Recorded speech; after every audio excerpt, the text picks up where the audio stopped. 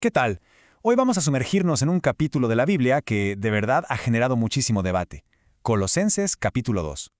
La idea es desmenuzar una interpretación teológica muy particular de este texto, que a primera vista puede parecer bastante enredado. Y todo arranca con una pregunta que enmarca el análisis completo. Las reglas. ¿Son una carga que nos limita? ¿O más bien son el cimiento sobre el que construimos algo más grande, como la libertad? Miren, esa es precisamente la tensión en el corazón de la carta a los colosenses. Bueno, primero lo primero, el contexto. Hay que imaginarnos la iglesia primitiva de Colosas, y no era para nada una comunidad tranquila. De hecho, estaba enfrentando una auténtica crisis de fe y de identidad. El problema de fondo, según lo describe la fuente que analizamos, era este. Los creyentes de Colosas estaban, digamos, en medio de un torbellino de filosofías externas. Ideas que los estaban confundiendo y poco a poco desviando del mensaje original que habían recibido. Y aquí es donde la cosa se pone interesante. No era un solo error, sino un montón al mismo tiempo.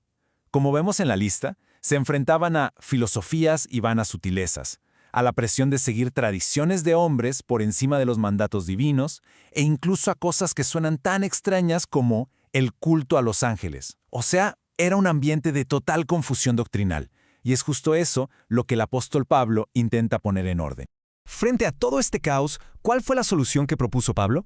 Lo curioso es que no fue darles una nueva lista de reglas para combatir las viejas. No, fue algo mucho más profundo, un regreso al único fundamento. La idea de estar completamente arraigados y sentirse completos, pero únicamente en Cristo. Y esta es la instrucción que lo cambia todo. Hay que fijarnos bien en la frase, recibieron al Señor Jesucristo. Se recibe a una persona, no solo un manual de instrucciones. La base de todo, según este pasaje, es la relación con una persona.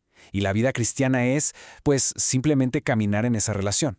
Para explicarlo mejor, Pablo usa una metáfora visual muy poderosa, la de una planta. Estar arraigado en Cristo significa tener raíces profundas y fuertes. Una fe así está bien establecida, se está nutriendo de la fuente correcta y, sobre todo, no se deja tumbar por cualquier viento de falsas enseñanzas que se aparezca. Esta comparación lo deja clarísimo. Visualiza los dos caminos. Por un lado, una fe que es como un ser vivo, arraigada en Cristo, siempre creciendo. Y por el otro, algo que parece una planta, pero es de plástico, es artificial, se basa en tradiciones humanas, tiene la pura apariencia de fe, pero no tiene vida. Solo deja a la persona cautiva de ideas pasajeras.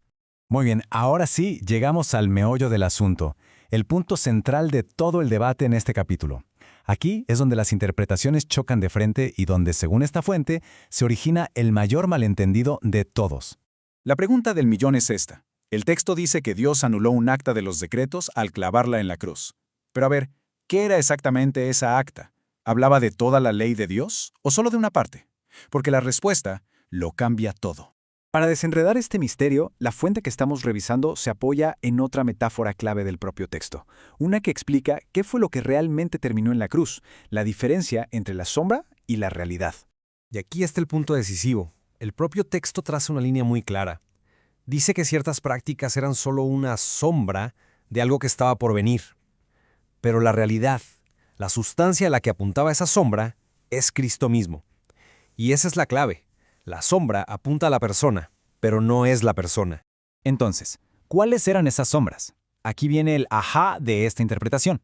Las sombras eran las leyes ceremoniales, las ofrendas de comida y bebida, los festivales anuales, las lunas nuevas, los sábados ceremoniales. Todas esas prácticas no eran un fin en sí mismas, sino como señales de tráfico que apuntaban a la obra futura de Cristo. Y una vez que la realidad, Cristo, llegó, esas señales simplemente cumplieron su propósito. Se volvieron obsoletas. Y todo esto nos lleva a la tesis central de esta interpretación, la necesidad de distinguir entre dos tipos de ley. Por un lado, la ley ceremonial, que era temporal, y por otro, la ley moral, que es considerada eterna. Esta tabla lo resume todo de una manera muy clara. A la izquierda, la ley ceremonial, sacrificios, rituales, fiestas. Su propósito era ser una sombra que apuntaba a Cristo. Por eso, su estatus es de cumplida en la cruz. A la derecha, la ley moral, o sea, los 10 mandamientos. Su propósito no era señalar algo futuro, sino reflejar el carácter de Dios. Por lo tanto, su estatus es vigente. Así, la conclusión de esta línea de pensamiento es clara.